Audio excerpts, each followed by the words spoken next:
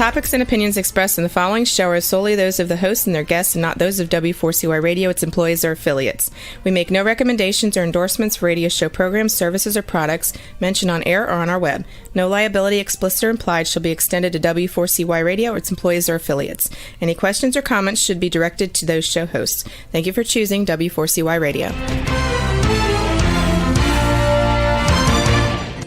Draw me close to you, never let me go. I lay it all down again to hear you say that I'm a friend. The Almighty Creator desires a deep personal relationship with you. My name is James Robertson. I'm a researcher, publisher, and teacher regarding the matters and truths of the Almighty Creator, whose true name is Yah, the eternally self-existing. I've been actively serving him since 1993, over 30 years. If you're not actively serving Yah, then by default you're serving Satan. My objective is to show you how you can make a big difference on earth and qualify for a position of high esteem in heaven for eternity. It is important to understand that as a believer, just being good is not the point. It is relationship with Yah that counts. Without this, you will be in a very unpleasant place in heaven with no way out. My aim is to show you how to get close to Father. If you're a good person without a clear relationship with Yah, then you're in a spiritual no man's land and will not enter heaven when you die. The Creator has said regarding unbelievers, why would I want someone to spend eternity with me when they do not believe I exist? Yah's calling everybody on the planet to be involved and serve him and help him to have victory over Satan. My goal is to show you how to do this. Fundamentally, we each need to learn to see things on earth from Yah's perspective, and my aim is to teach you how.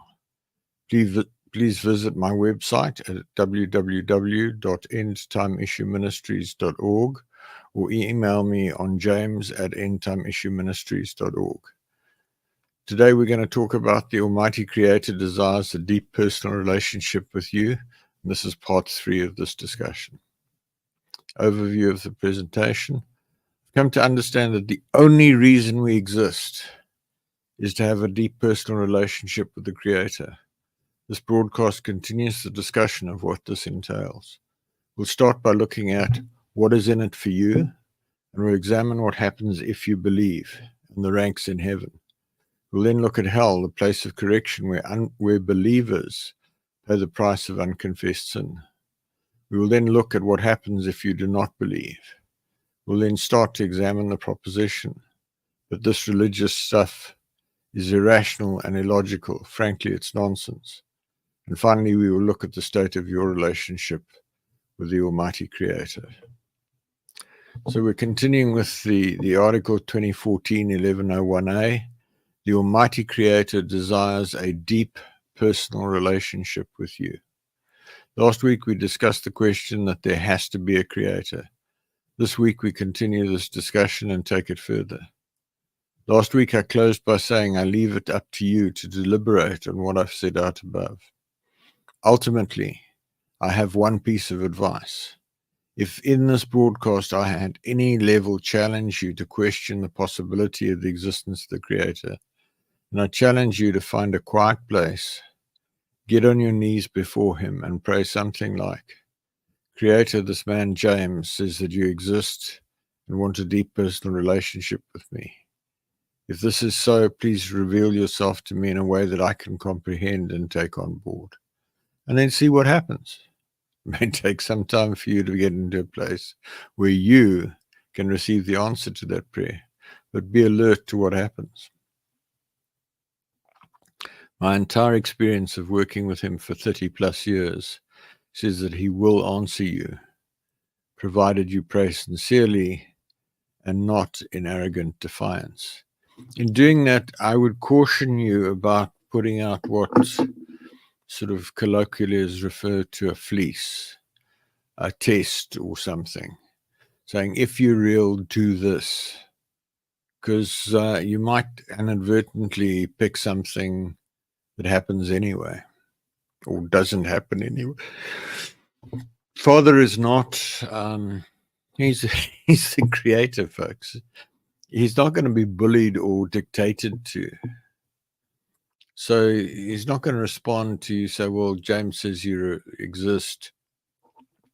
Now, please let me have a Jaguar in the driveway tomorrow morning. It's not going to work. So I want to move on and pose the question, what is in it for you? Why should you believe? Why should you seek a relationship with the Almighty Creator? Well, simply put, it's in your best interests for eternity. For the next few minutes while you listen to this broadcast, please put aside everything you've heard about him, been taught about him, believed about him, and give me your undivided attention. Consider critically what I have to say, because once you get it, it makes perfect sense, and it cannot be any other way. There's so much wrong thinking and wrong teaching about the Creator. It's no wonder that most people don't believe, because on the one hand, he seems to be completely irrational and unpredictable, and on the other hand, he seems to be actually quite stupid with some of the things that are attributed to him. And so you have a situation where somebody comes to some level of belief, trust and belief, whatever you want to call it, faith, but they've still got a whole lot of baggage, and they imagine all sorts of things. They tell you, well, God will do this and God will do that, and the Lord will do this and the Lord will do that. And then it doesn't happen. So you say, well, then he's obviously those things got it wrong, which is why you need to seek a relationship with him in person. And don't believe people who say to you that he stopped speaking. The only reason we exist is so that he could have relationships with us. So why on earth would he not speak to you? It's crazy. He loves you. He wants you to speak to him. If you believe there's a hierarchy, we're looking at what's in it for you. There's a set of ranks in heaven with rewards that are directly proportionately to how you and I live our lives. If you really serve the Almighty faithfully and become his friend in this life, his agent and representative, doing what he asks of you, you will qualify to sit on a high throne with him for eternity. This is a position of great honor and esteem and great power in heaven, and you will have that status for eternity. Virtually nobody talks about this, folks. But the truth is that there are thrones around his throne, in front of his throne. And you can qualify to sit on one of those thrones, on one of the highest thrones, if you live your life right in his sight. Think about it. You can do all your stuff in this life in order to become rich and famous and what have you, and one day you're going to die and it's all going to be gone. Or you can live your life in such a way that you're building up credit in heaven, and when you die, you will have great esteem and great honor and great power and great authority forever and ever and ever. So it's your choice. You can have a grand time and eat and drink and be merry in this life. Or you can live your life in a slightly different way and focus on serving Father and do some things that are really pleasing to him. And you can have a huge, huge, huge reward. I can't stress it enough. This is a proving ground, a testing ground. Don't mess it up. On the other hand, if you at some level believe that the Almighty exists, or did at some time in your life believe that, but you totally ignore him apart from that, you will find yourself at the opposite extreme, a place called the outer darkness, because it's pitch dark, pitch black. It's also cold and a lonely place. The Almighty refers to it as the trash heap of heaven. You're here because you ignored the Almighty all your life, and He will ignore you for eternity. You will have no contact with Him. You will have no access to the place of pleasure and privilege in heaven.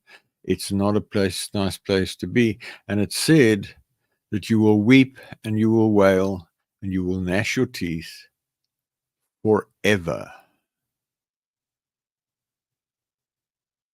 I don't think you want to go there.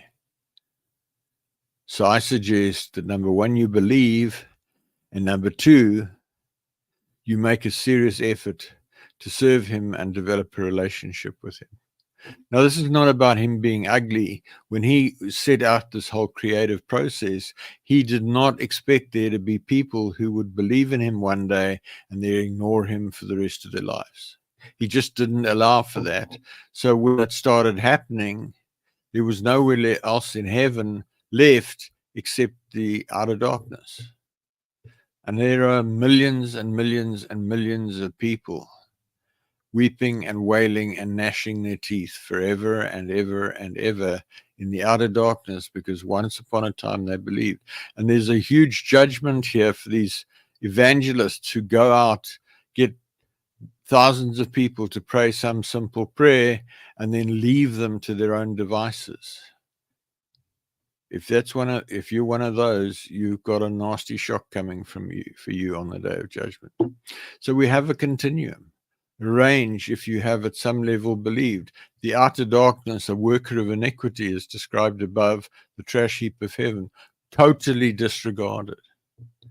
Then you get the foolish virgins, people who knew that the Almighty existed and served Him at some elemental level, but failed to do His will.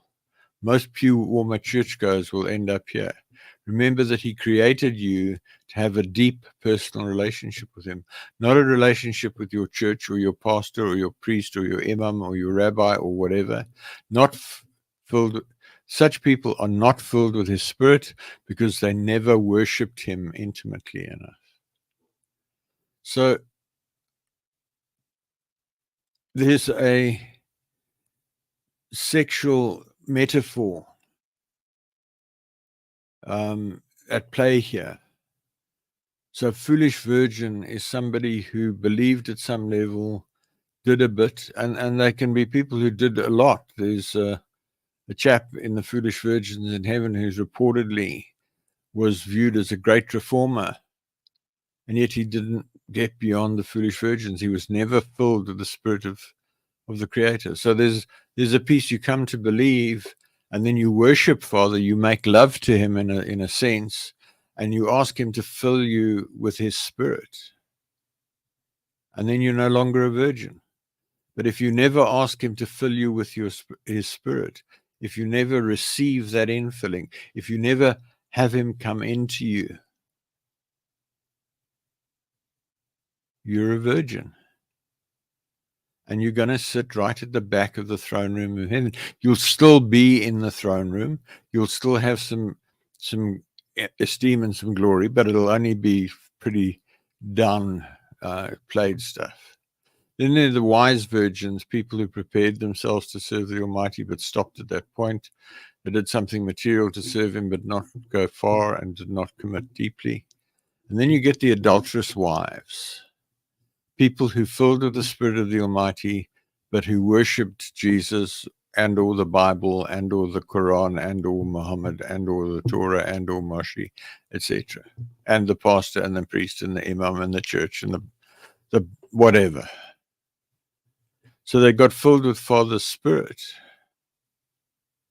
but they directed most of their worship to Jesus or the Bible or whatever. If you put Muhammad on a pedestal and regard people who speak ill of him as blasphemy, it's making Muhammad equal with Yah. Don't do it. Ditto the Quran. The Quran is just a book, like the Bible is just a book, like the Torah is just a book, like the whatever is just a book. There is no book on earth that is totally inspired and totally given by Yah. It's all stuff that's been accumulated collated and presented by human beings, and it all contains error at some level, and it's wise not to set too much reliance on any book or any human being, be it Moshe, be it Yeshua, be it Muhammad, or anyone else, be it the Pope, be it Martin Luther, whoever, or your local assembly leader, whatever group you belong to. Don't do it.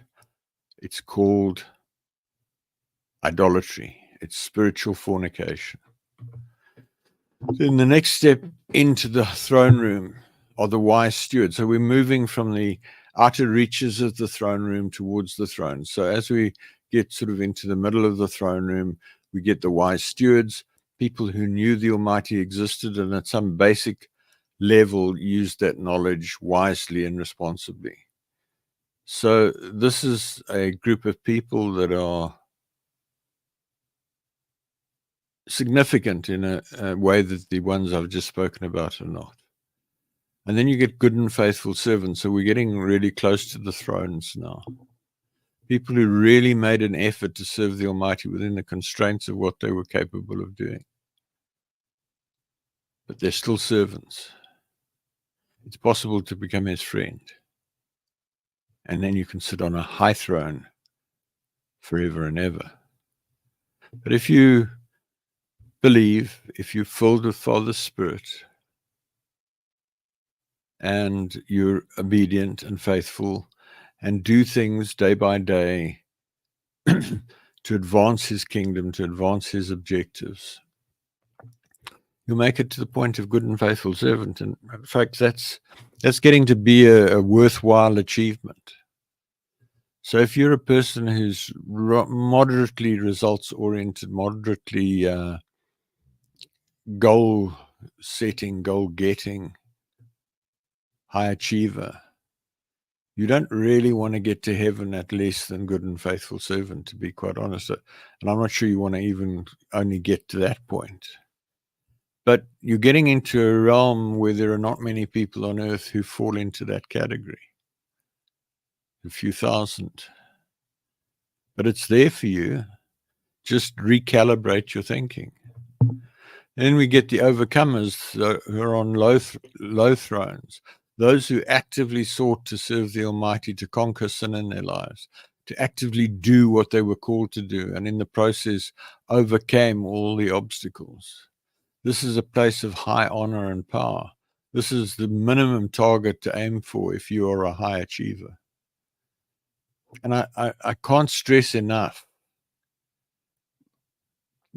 all the underachieving, depressing, suppressing stuff that is taught by organized religion, which brings people into subjection to their assembly leader, etc., is not Father's will. He wants you to have a relationship with him. And then we get friends. So moving up, so we've got a cascade of thrones. The overcomers are on the lower level. The friends are on the higher level.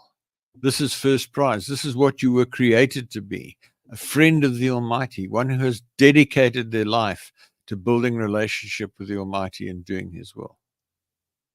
And then finally, a general, a friend who's actively gone out and battled the forces of darkness to deliver victory to Father, initiated revival and led it, and so forth.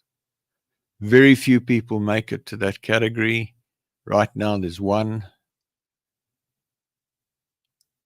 Very, very difficult, but very, very worthwhile.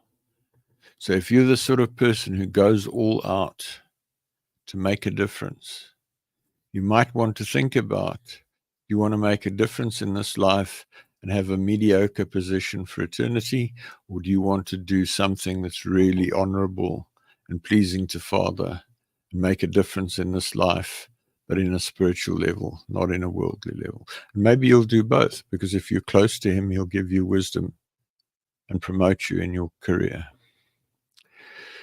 So with each step in the above progression, you will receive greater esteem and honor, higher rank and greater authority and power in heaven. In this context, the Almighty has said, why would I want someone to be close to me in heaven, which inherently means I'll give them great authority, if they do not have a deep personal relationship with me and have not proven to me that they can be trusted? So think about it, folks. It's all very practical. It's all very neatly ordered. Father's not going to give you a whole lot of esteem and nice stuff in heaven if you've really made very little effort to serve him. Why would he? You wouldn't do it if you were in his position. Why should he do it? And this is one of the things that Satan has been so effective in getting religion to do, is drowning people in rules and regimentation and ritual, and submit to those in authority over you, the elders in the church, whatever you call them, in the mosque or the synagogue or whatever, the elders, the leaders, the whatever. So you do submit to the rabbi or the imam or the pastor or the priest or whatever, and you don't get into relationship with Father, and you're going to be so disappointed when you come before the judgment seat. And then hell, the place of correction where believers pay the price of unconfessed sin. There's a further element to all of this. The man Yeshua, who you probably know as Jesus, died to provide a simple and easy to apply mechanism for repenting of sin. Think about what he went through.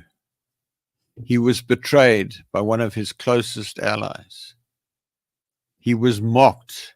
They spat at him. They plucked his beard out. They beat him with staves, etc. They dragged him to a mock trial. They put a crown of thorns on his head so the blood was running down. They flogged his back till the flesh was falling off, and he was in absolute agony, and blood was streaming down his back. They forced him to carry the stake, a great big tree trunk. And he fell and he couldn't do it, and somebody else had to take it for him. And then they strung him up on that stake with his arms above his head and his feet below, and they drove 2 steel rough spikes. They found some of the spikes that were used in those things. They weren't nice polished nails like you buy in the hardware shop. They were rough steel spikes. They hammered them through his wrists or through his hands and through his feet. And he hung there, gasping for breath, pulling himself up so he could breathe. The pain was so great that he sunk down. The pain in his feet was so great that he pulled himself up. And he went on like that for something like 3 or 4 hours until he died, until Father took his spirit and he said, Eli, Eli, lama sabachthani, my beloved, why have you forsaken me? And he died in agony to provide you and me with a simple mechanism for repenting of sin. So to the extent that you avail yourself of this mechanism simply by praying sincerely, Father, in the name of Yeshua, I confess that I've sinned in such and such a manner. I deeply repent. I choose to turn around. In the name of Yeshua, I ask you to forgive me. Your sins are dealt with as you deal with them. But insofar as Yeshua died a terrible death to provide this simple means of deliverance from sin, you will pay a terrible price for all sin that you fail to confess in this life. There is a place called hell, and contrary to widespread belief, it is not a place for unbelievers, it is for believers. It is a place where believers will be tormented and tortured in direct proportion to the severity and duration of every unconfessed sin at the moment of death. visit the page on hell on the website for a number of detailed accounts of what this place is like. We're talking about horrible stuff here, folks, but you've just heard me describe how Yeshua was tortured and tormented and beaten and how he died and the agony he went through, just so that you could simply take a cup of wine or grape juice and say, Father, I thank you in the name of Yeshua that you forgive me my sin. All you've got to do is confess it. Before, you had to get an animal, get a priest to slaughter the animal, etc., etc., etc. Yeshua died to fulfill that so that you didn't need to do it. If you do not believe, well, that's fine, I hear you say, but I do not believe. So then what? All of what I just said is irrelevant, isn't it? Well, it's fairly obvious if it's, is it not? The Almighty has said of you who don't believe, why would I want someone to spend eternity with me when they do not believe I exist? So simply put, my friend, if you don't believe, you're not going to heaven.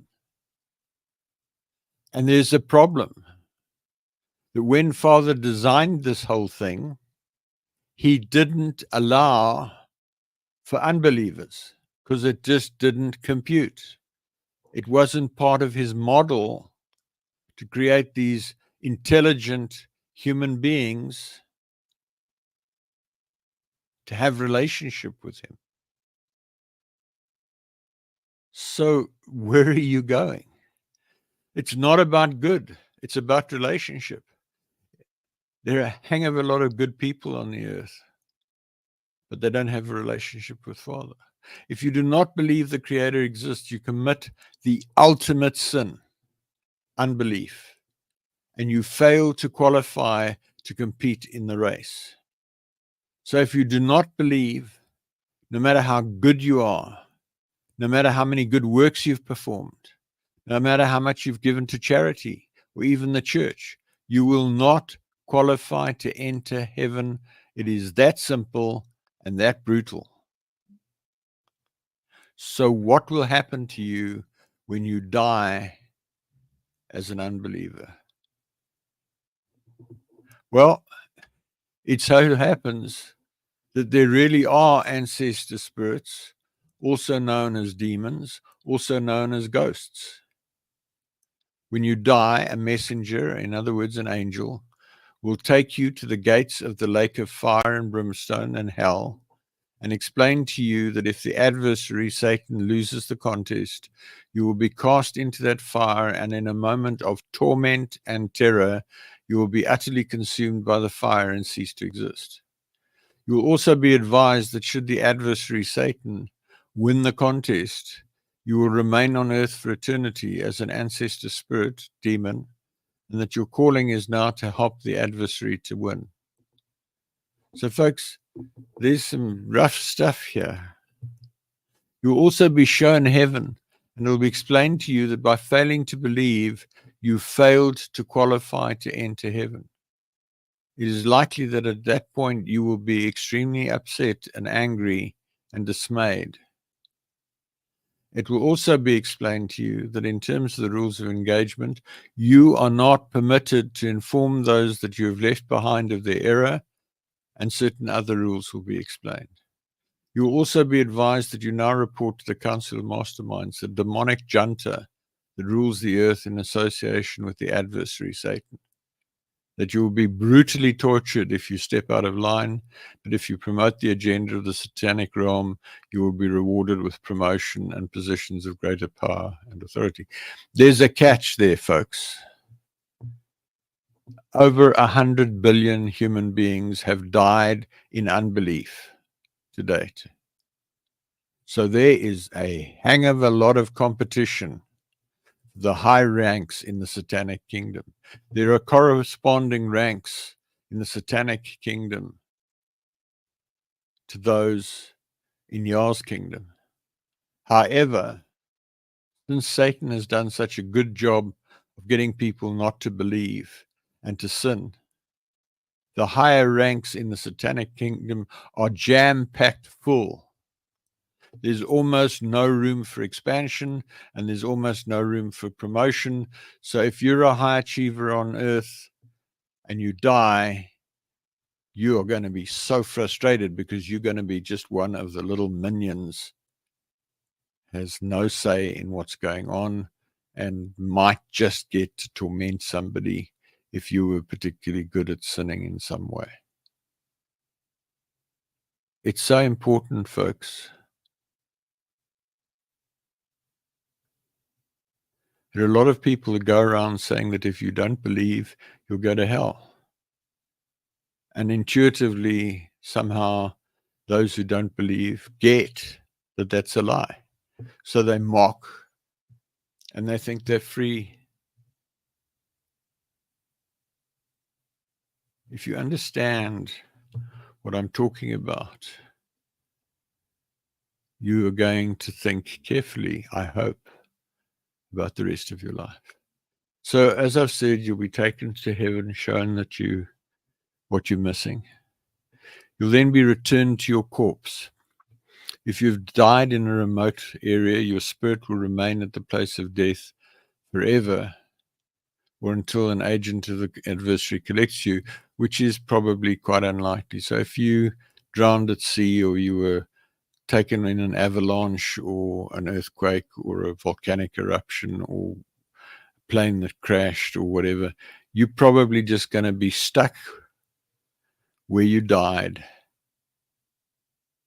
forever, or at least till the end of the contest.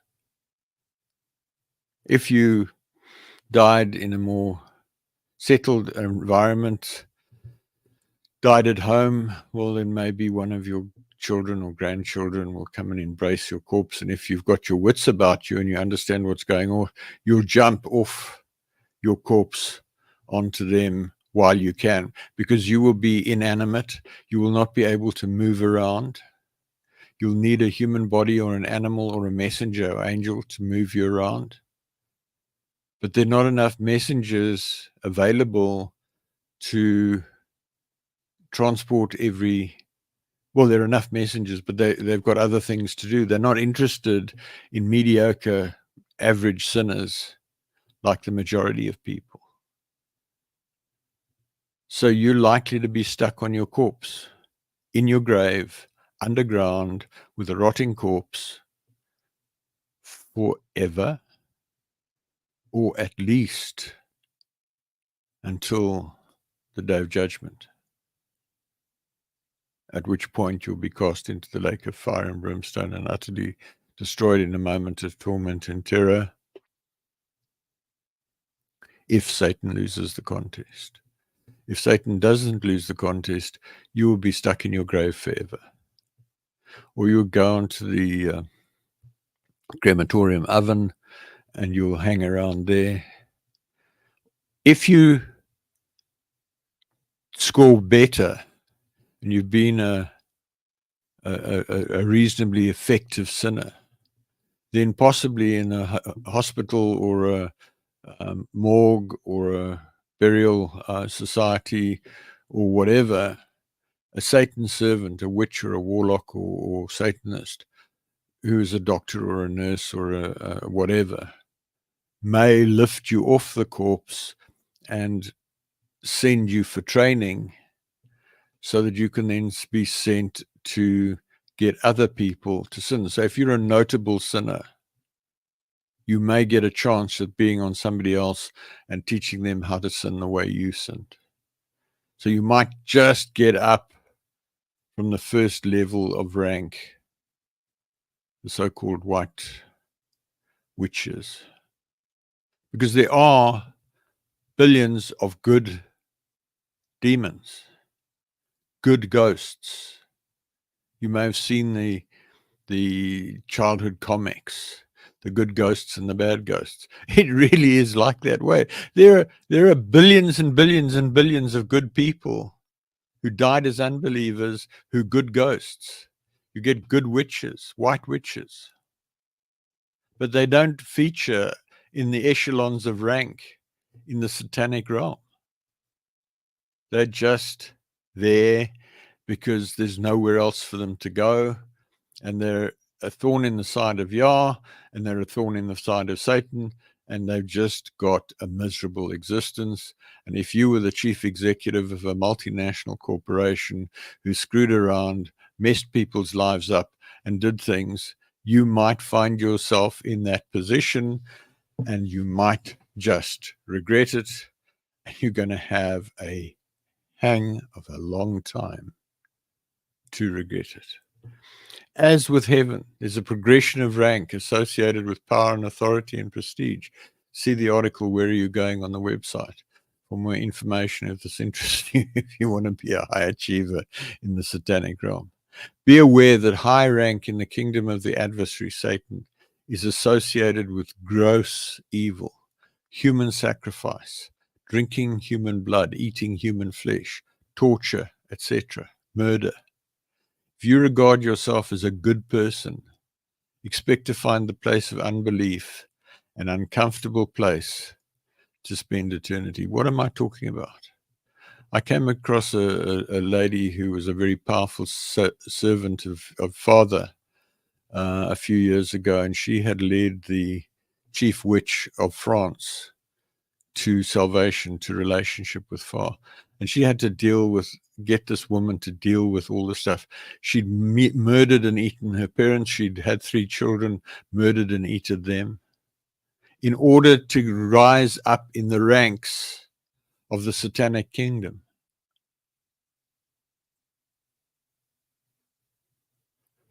I happened to be in a restaurant once, and a man and woman came and sat down at the table opposite us, and the woman just ordered French fries. It's a bit strange. Father said to me, she works in an abortion clinic.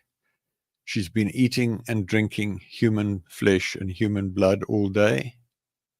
She can't face anything more than chips, and she's going to take this guy home and have sex with him, and as he orgasms, she's going to kill him, because there's power that happens if you kill a human being at the moment of sexual climax. It's horrible stuff, folks. But if you are an unbeliever, that is what you're joining yourself to. If you're a good person, you don't want to go there. I can't stress it enough. You can be part of the kingdom of love and great beauty, or you can be the other way that I've just described.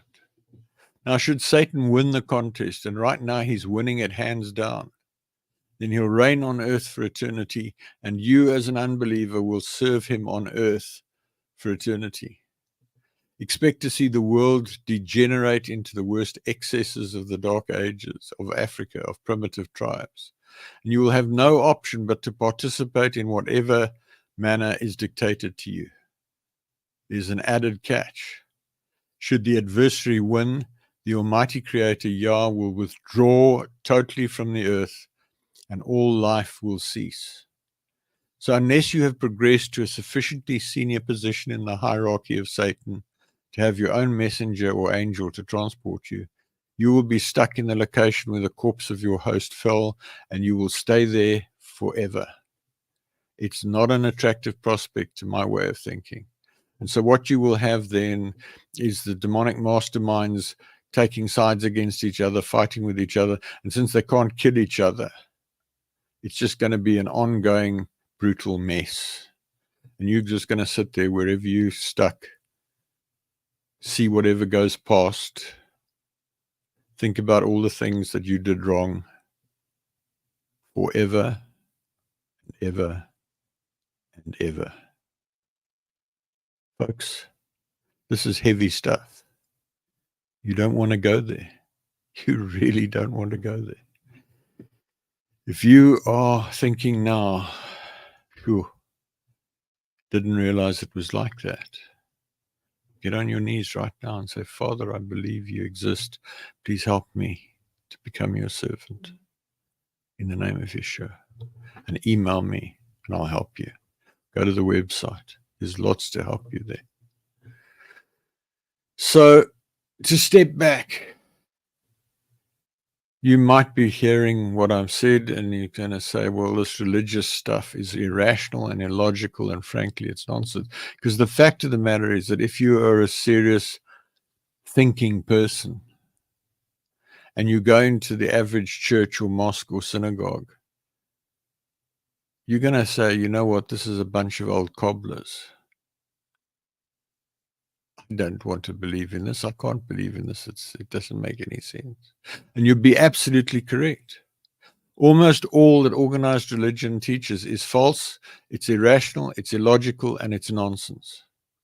For example, the Bible is not the living word of God or any such thing. It's a book written by humans. It contains error, and the Almighty hates it because people turn away from seeking relationship with Him to worship the book. Consider Bible church, Bible study, Bible school.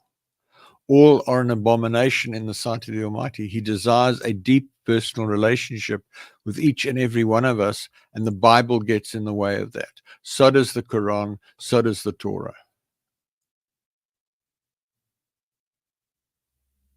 I know somebody on Facebook who is stuck on Torah observance, including the 630 mitzvahs, the 613 little laws that the Jews have derived out of the 5 first books of the Bible, which they call the books of Moses, which they're not. And that gets in the way of relationship with Yah. Father wants a relationship with you so that He can lead you. And we'll talk more about this next week. We're out of time for today.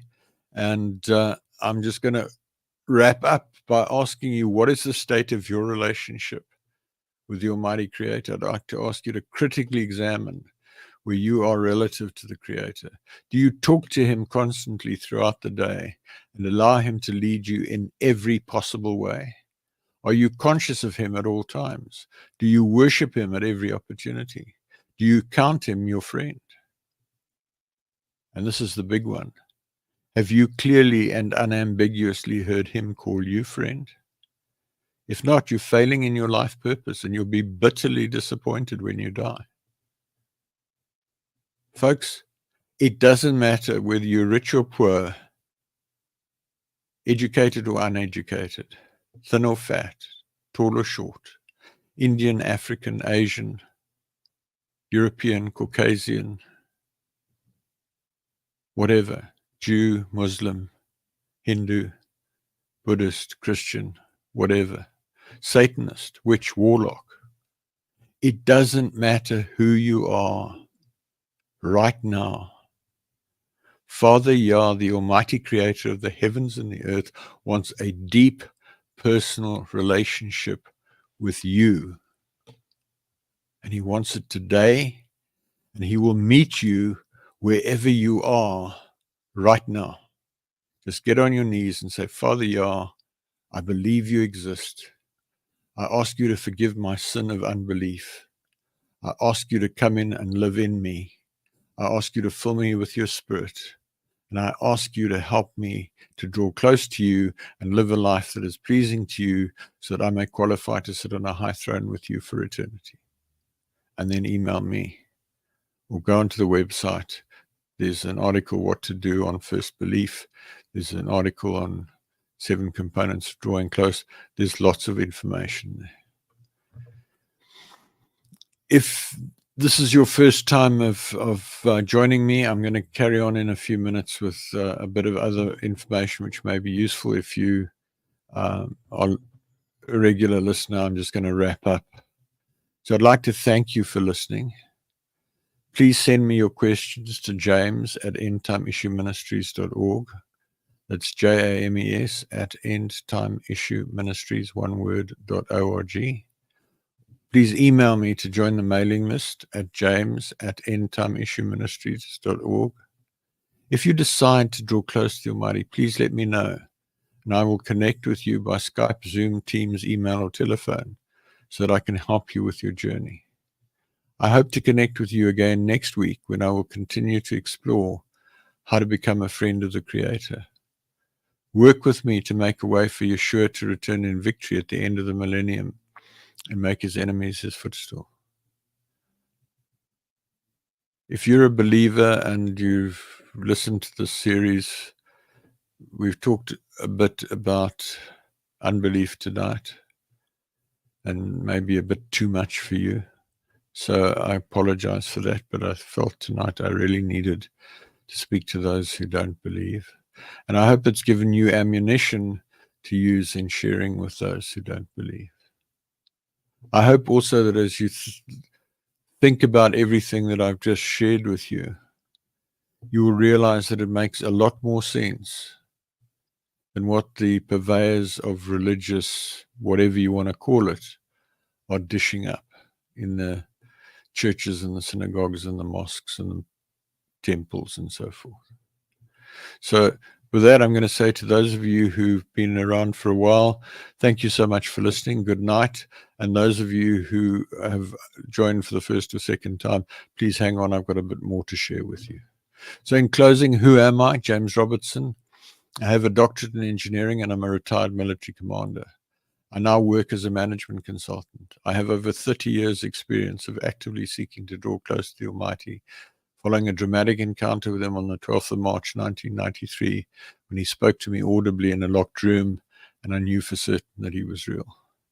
In learning about Father, I applied my deep-seated aversion to failure born out of an accident in early childhood, coupled to my engineering and military training of rigor in preventing failure, to my seeking of knowledge about Father. This journey led to numerous supernatural experiences, prayers answered, and clear communication with the Creator that forms the basis for what I teach in these programs. See the video, Why Seek Relationship, for an overview of what I believe. Please visit my website at www.endtimeissueministries.org. The End Time Issue version of the Bible with correction of key translation errors is on the ETI Bible version page. Recordings, that's the entire Bible with major errors, corrected errors that are in just about every translation. The entire Bible is available there, plus versions to download, PDF and DocX. Recordings of nearly all of the teachings broadcast so far. Search on Google for Relationship with Creator Radio. Books with teachings from 1998 till May 2019 are on the compilation of most writings page. I publish regular emailed articles. Email me at james@endtimeissueministries.org to be added to the list, or seek counsel or prayer or give me feedback. Visit the website and use the Google search, the article keyword cloud, the table of contents, and the article search to locate the information you're looking for. Folks, I hope that helps you. Thanks for listening. I hope to see you again next week. Good night. Father, I come to you, lifting up my hands.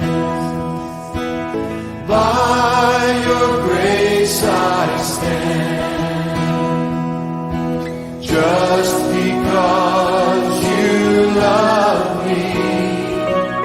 I know your favor.